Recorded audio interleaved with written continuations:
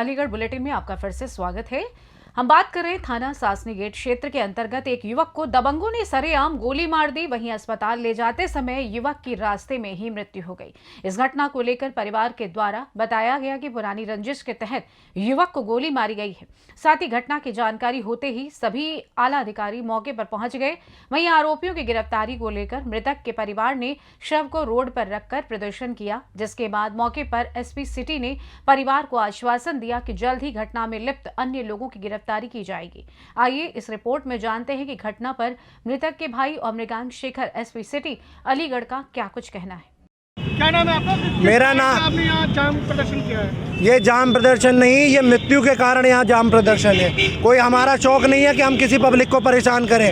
हम भी खुद काम धंधे वाले व्यक्ति हैं। मेरे भाई को कल शाम को लोगों ने आकर गोली मार दी, जिसमें कि 7 से 8 लोग थे, जिसमें मैंने उनके नाम भी हाईलाइट किए हैं। जिसमें अमित ठाकुर है, अंकित ठाकुर है, भरत गोस्वामी है, जय है, इसमें शशांक यादव है, सोनू यादव है और अन्य व्यक्ति हैं। कहाँ के रहने वाले लोग? ये जो अंकित ठाकुर है ये सासनी गेट पर आगरा रोड पर मंदिर के ठीक सामने रहता है और भरत गोस्वामी पंचनगरी में रहता है। सोनू ठाकुर जयगंज में। आपके भाई को जो गोली मारी है इन लोगों ने? गोली मारी क्योंकि उनसे थोड़े दिन पहले इन्होंने बदतमीजी करी, उनसे मारा पीटी करी। उन्होंने इस चीज़ की रिपोर्ट भी थाने में डलवाई, थाने से कोई कार्रवाई नहीं हुई। जिन व्यक्तियों ने गोली मारी उनके संरक्षण में जो लोग थे उन्होंने सारी कुछ करामात करके एक साजिश के तौर पर लेकर गली को चकबंद कर दिया, चारों तरफ से बंद करके गोली मारी और गोली मारकर फरार हो गए, जिसमें 3 व्यक्ति पकड़े गए। अब आप क्या चाहते हैं? अब हम सरकार से यही दरख्वास्त करते हैं कि उनको कड़ी से कड़ी सजा दी जाए, उनको यहाँ हाजिर किया जाए। कप्तान साहब यहाँ हाजिर हो। यहाँ पर ना तो सांसद जी आए, ना विधायक जी आए, ना कोल विधायक आए, ना ही किसी मंडल का कोई प्रभारी आए। जनप्रतिनिधि से ताल्लुकात रखते थे? बिल्कुल रखते हैं सर, इनकी पहुँच ऊपर तक है। एक कहता है कि मेरा भाई उसका नेता है, एक कहता है मेरा थाने में बैठ के दारू पीते हैं, मेरे नोएडा में है, मेरे मतलब गृह मंत्री तक और पता नहीं किस किस तक वो अपनी वो बात पहुंचाते हैं। घर में घुस के गोली मार रहे हैं और घर में घुस के गोली मार। मेरे घर के अंदर मेरी बहन, मेरा दोस्त, मेरा भाई सब खड़े हुए थे। वहाँ जाके उन्होंने गोली शूट आउट किया है। फिर जब वो भाई उसको वहाँ नहीं दिखा, गली में दिखा, तो उसने गली में जाके शूट आउट किया, उसकी छाती में गोली मारी। 3 गोलियाँ मारी, तीनों गोली में से एक गोली उसके सीधे छाती पार करके गई है, जो उसी टाइम पे ऑन द स्पॉट खत्म हो गया। पुलिस का कोई खौफ नहीं है? और पुलिस का कोई खौफ नहीं है। जो व्यक्ति गली में आकर गोली मार सकता है वो समाज के अंदर किसी के भी घर में जाके गोली मार सकता है। उसको सरकार का, प्रशासन का, किसी व्यक्ति का कोई बहन नहीं है। बिल्कुल रखते हैं। जो अन्य पार्टियों से ताल्लुक़ रखते हैं, पिछली पार्टियों से ताल्लुक़ रखते हुए आ रहे हैं, वो उनको बढ़ावा भी दी देती है। और वह व्यक्ति यह भी कहते हैं कि हमारा कुछ नहीं होगा, जेल तो हमारे लिए घर की बात है। अब किस तरह का आश्वासन मिला आपको? क्या चीज़? प्रशासन ने कोई आश्वासन मिला? प्रशासन से अभी कोई आश्वासन ऐसा नहीं मिला है। केवल एसपी सिटी साहब ने हमारे को आश्वासन यह दिया है कि हम आपको 24 घंटे के अंदर वह व्यक्ति को, और 24 घंटे के अंदर उस व्यक्ति को, जितने भी व्यक्ति हैं उनको हाजिर करेंगे हम माननीय मुख्यमंत्री योगी आदित्यनाथ जी से आग्रह करते हैं कि ये हमारे साथ जो दुर्घटना हुई है, मेरा जो भाई गया है, वो अन्य किसी का भाई ना चाहे। जिस हिसाब से मेरे भाई की मृत्यु की है, घर में घुसकर गोली मारी है, तो आप ये समझ लो ना तो वो बच्चों को बख्शे, ना वो बूढ़ों को बख्शेंगे, ना वो किसी अन्य व्यक्ति को बख्शेंगे। उसमें एक व्यक्ति को गोली मार के उनकी हत्या कर दी गई।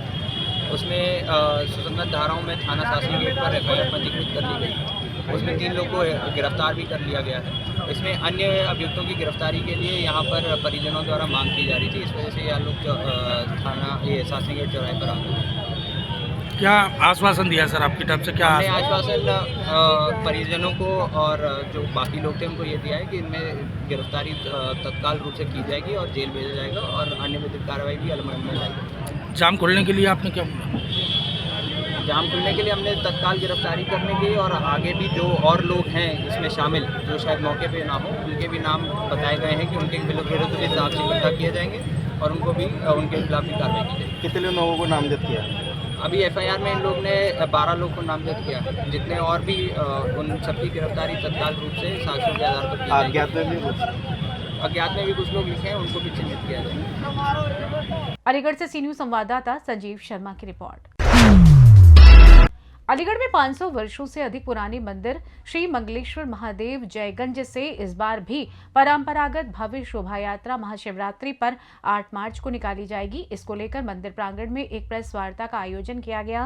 वहीं प्रेस वार्ता में जानकारी देते हुए आयोजन समिति के अध्यक्ष अशोक माहेश्वरी और उपाध्यक्ष पंकज धीरज ने बताया कि ऐतिहासिक मंदिर से हर वर्ष निकाली जाने वाली शोभा यात्रा की व्यवस्थाओं को अंतिम रूप दिया जा रहा है।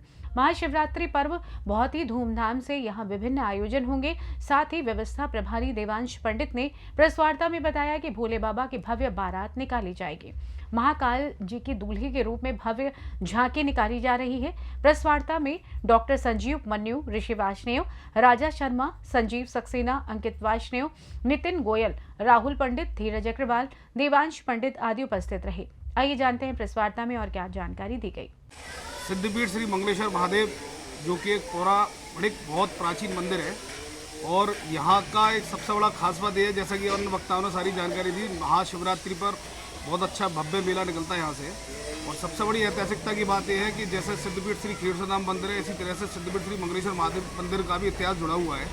यहाँ आपके पीछे एक बट वृक्ष है जिसकी जड़ें जयगंज के चौराहे तक वहाँ जा रही है और लोगों के घरों में अभी तक मौजूद है। बहुत पुराना बट वृक्ष है।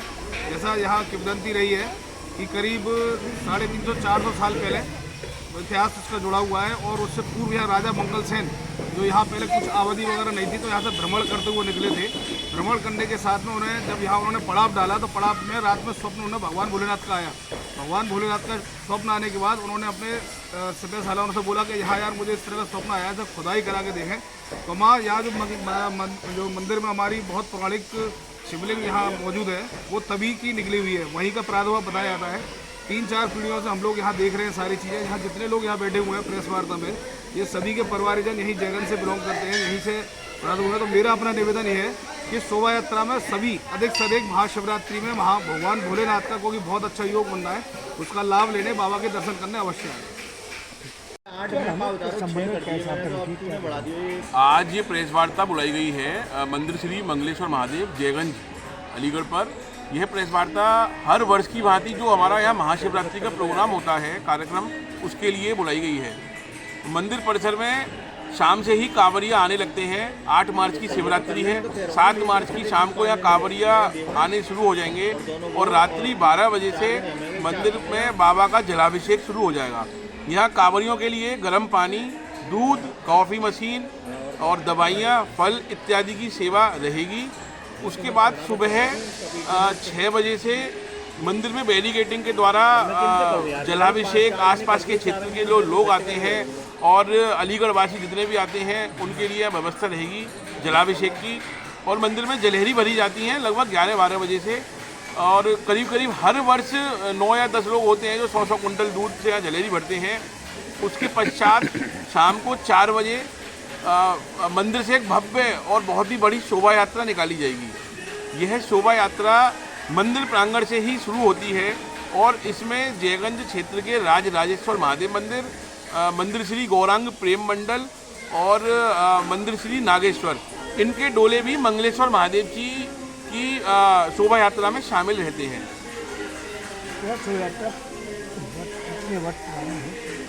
शोभा यात्रा लगभग 150 वर्ष पुरानी शोभा यात्रा है और इसमें झांकियाँ, काली माँ और करीब 5 बैंड भोले बाबा के डोले हैं जो कि भक्त अपने कंधों पर उठाकर उसे चलते हैं। और अंत में देवादिदेव महाराज मंगलेश्वर महादेव का एक भव्य बहुत ही बड़ा डोला एक मुख्य आकर्षण का केंद्र है जो कि भव्य रूप से सजाया जाएगा। वो जो भक्त हैं वो उसी डोले के लिए, उनके दर्शन के लिए पूरे बाजार में रुके रहते हैं। लोग बाग अपने प्रतिष्ठान पर उनकी पूजा करते हैं। अशोक महेश्वरी, मंगलेश्वर महादेव मंदिर के अध्यक्ष और हमारी जो ये सभी साथी हैं इस मंगलेश्वर मंदिर के, अभी अंकित दास ने जो हमारी प्रेस सचिव है इन्होंने आपको पूरी जानकारी दी है कि इस मंगलेश्वर महादेव मंदिर की शोभा यात्रा जो लगभग 150 साल पुरानी है और जो मंदिर ये है ये इसमें 350 वर्ष का जीर्णोद्धार का पत्थर लगा हुआ है। 500 साल पुराना मंदिर है। यहाँ पर बहुत बड़ी तादाद में करीब 2000-3000 के बीच भक्तगण सुबह से शाम तक सेवा अपनी देते हैं। उसके बाद में जो यहाँ से डोला निकलता है ये पूरे जयगंज बाजार से होता हुआ राजकीय इंटर कॉलेज केपी स्कूल से सामने होता हुआ शास्त्री गेट और उन्हें फिर रात्रि में यहाँ पर मंगलेश्वर महादेव मंदिर में आता है।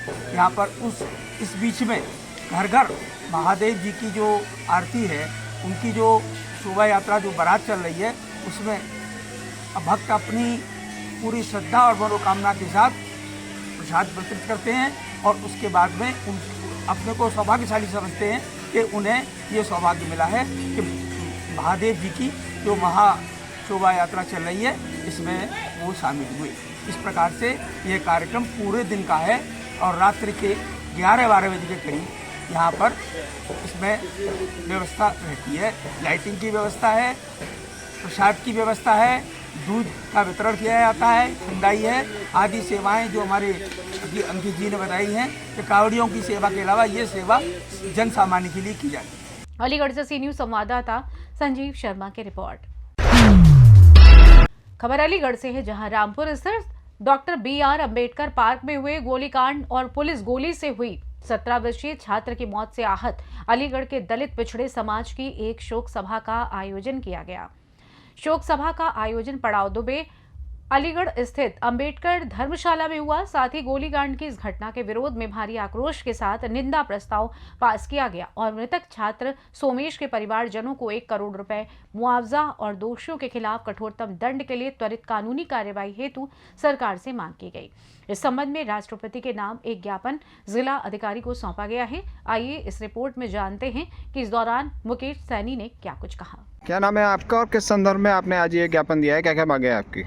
मैं सरदार मुकेश सैनी एडवोकेट आज अपने सभी वरिष्ठ नेताओं के साथ, सभी बहुजन समाज के चिंतकों के साथ, सभी मूल्यवासियों के साथ, सभी जातियों के साथ आज यहाँ पर एकत्र हुआ हूँ और उसका माध्यम है माननीय राज्यपाल जी को सोमेश की हत्याकांड के विषय में ज्ञापन देना। और हमने ये ज्ञापन दिया है इसलिए कि एक निर्दोष को पुलिस द्वारा गोली मार दी गई जिसका कोई दोष नहीं था।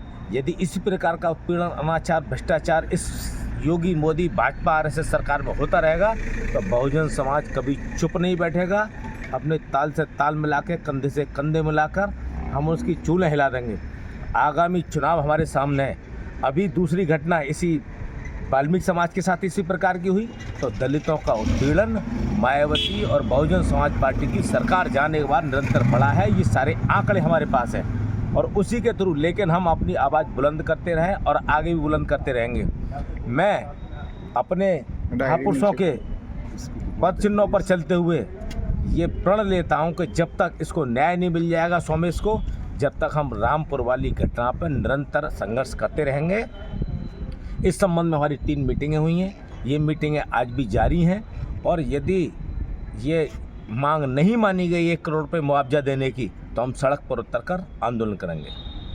अलीगढ़ से सी न्यूज़ संवाददाता संजीव शर्मा की रिपोर्ट।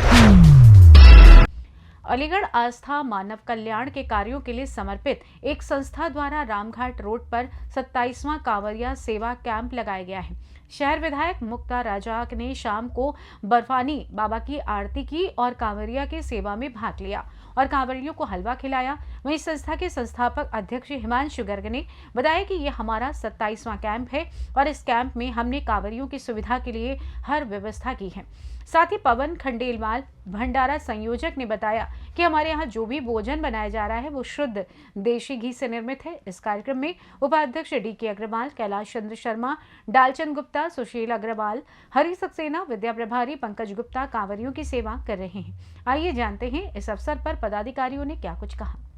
अध्यक्ष जी, ये कौन सा आपका वो है कैंप अब के? इस बार हमारा 27वां विशाल भंडारा आस्था के सहयोग से लगाया गया है और आज ये प्रातः 8 बजे इस भंडारे का समापन कर दिया गया था।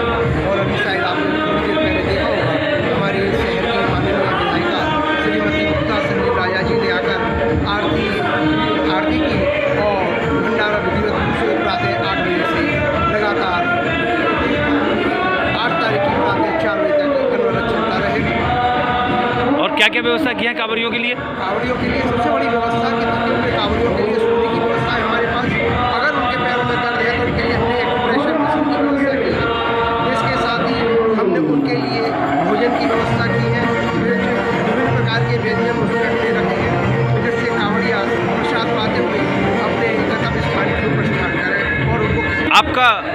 पद क्या है, दायित्व क्या है? मेरा नाम सुशील अग्रवाल टाइगर है और मैं संगठन में अध्यक्ष पद पर कार्यरत हूँ।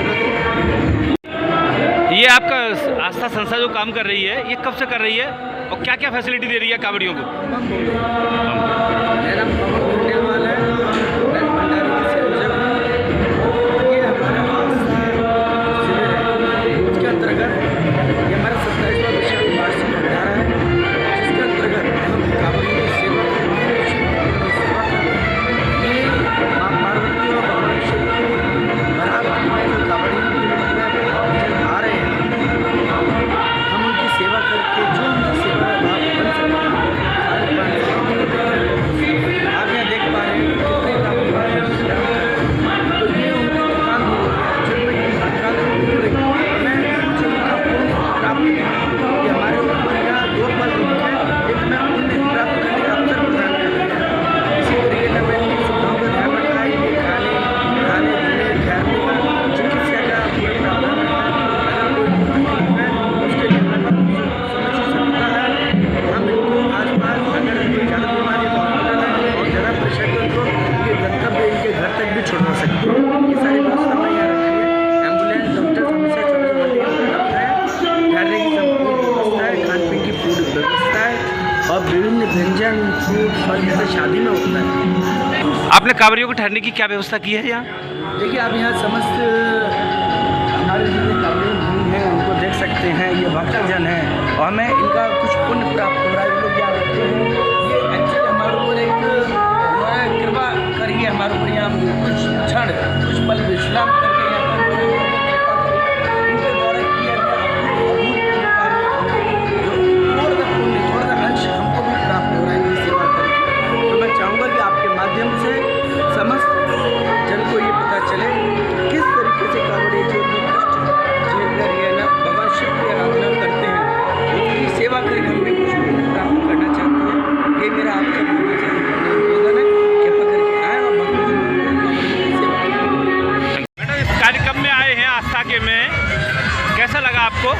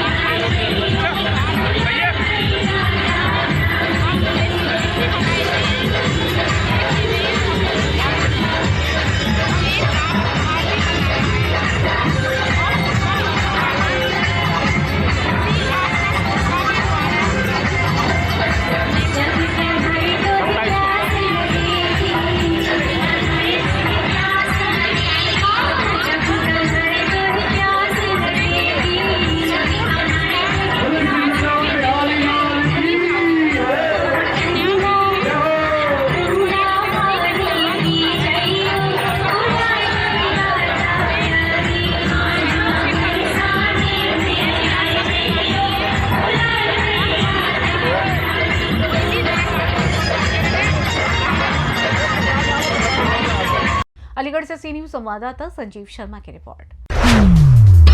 खबर अलीगढ़ से है, जहां बाबा नीम करौरी महाराज जी की विशाल प्रभात फेरी पूनम बजाज वाली गली रघुवीरपुरी से प्रारंभ हुई, जिसकी पूजा अर्चना विकास वार्ष्णेय ने किया। महाराज में गोपाल आचार वालों ने राधे राधे का संकीर्तन कर सभी भक्तों को आनंद से भर दिया। वहीं निक्कू शर्मा ने अपने भजनों से सभी भक्तों को भाव विभोर कर दिया। प्रभात फेरी रघुवीरपुरी पूनम बजाज वाली गली से प्रारंभ होकर सराय लवरिया, बाराद्वारी, महावीरगंज, कटरा, कनवरीगंज होते हुए दिल्ली गेट, गुलर रोड होते हुए निज निवास पर समापन हुई।